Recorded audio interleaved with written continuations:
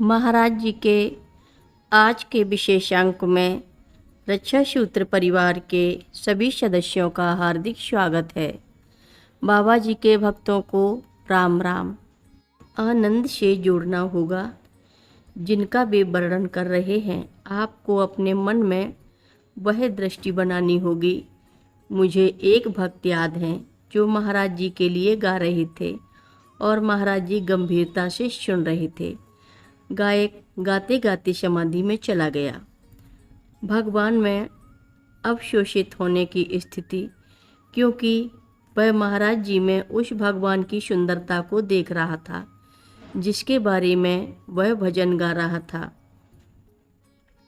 आपके दिल के अंदरूनी केंद्र से आना चाहिए और फिर इसका आपके ऊपर वास्तविक प्रभाव पड़ेगा। भाव ही मायने रखता है।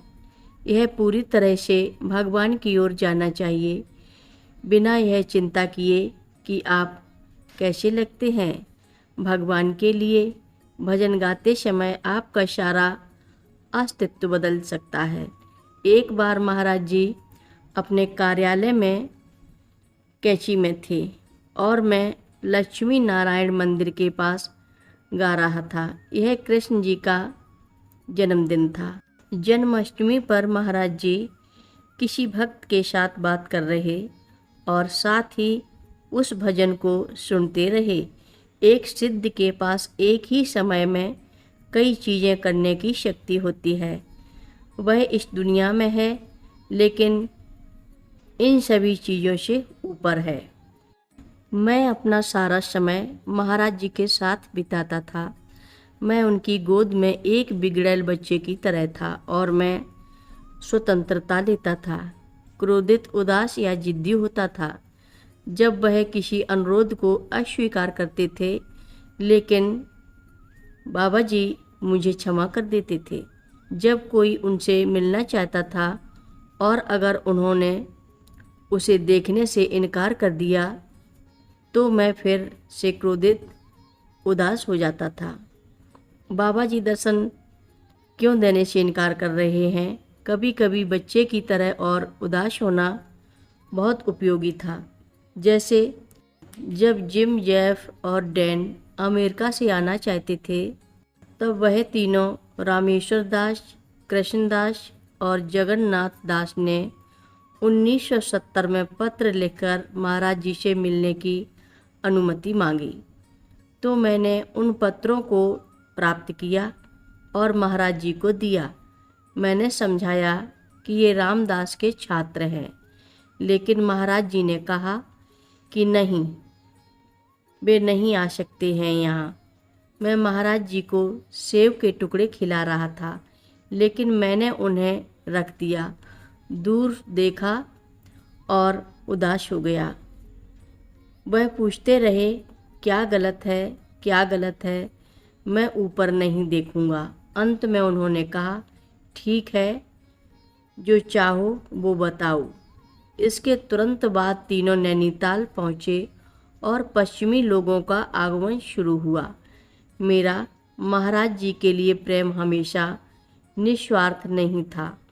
वह मुझसे शादी करने के लिए कहते थे, कभी कभी गुस्से में, कभी कभी शालीनता से, फिर वह भूल जाते थे।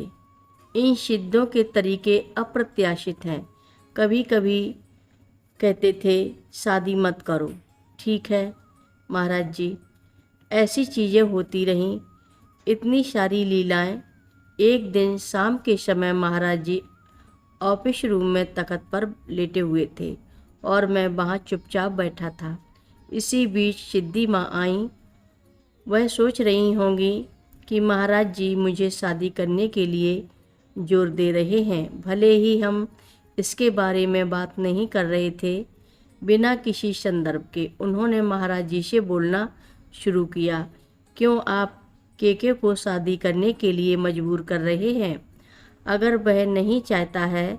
इससे पहले कि वह वाक्य पूरा कर पाती, महाराज जी तख्त पर सीधे बैठ गए और कठोर स्वर में चिल्लाए, तुमने शादी क्यों की और अब तुम उसे शादी करने के लिए कह रहे हो। एक और लीला तब हुई जब महाराज जी घर घर जाकर भोजन कर रहे थे। हर घर में महाराज जी पूरा भोजन कर लेते थे, पूड़ी सब्जी दूध दही मिठाई, लेकिन वह कई हफ्तों तक मेरे घर नहीं आए। मैं दुखी था। मैं रोज़ हनुमानगढ़ी जाता था, जहाँ बाबा जी हरिदास मेरे लिए चाय तैयार करते थे, लेकिन जब महाराज जी वहाँ थे तब भी मैं उन्हें अनदेखा करता था। कथा लंबी है, आगे की कथा सभी भक्तों को अगले भाग में सुनाएंगे। हर रोज़ महाराज जी की कथाएं सुनने के लिए सभी भक्तों का धन्यवाद। सभी भक्त रक्षा सूत्र चैनल को सब्सक्राइब करें, शेयर करें, लाइक करें, घंटी बजाना ना भूलें। कमेंट बॉक्स में लिख भेजें, जय नीव करोरी बाबा जी महाराज। सभी भक्त मिलकर बोलो, नीव करोरी बाबा जी महाराज की जय जय बोलो। सिद्धि माता की जय जय बोलो। जय श्री राम बोलो।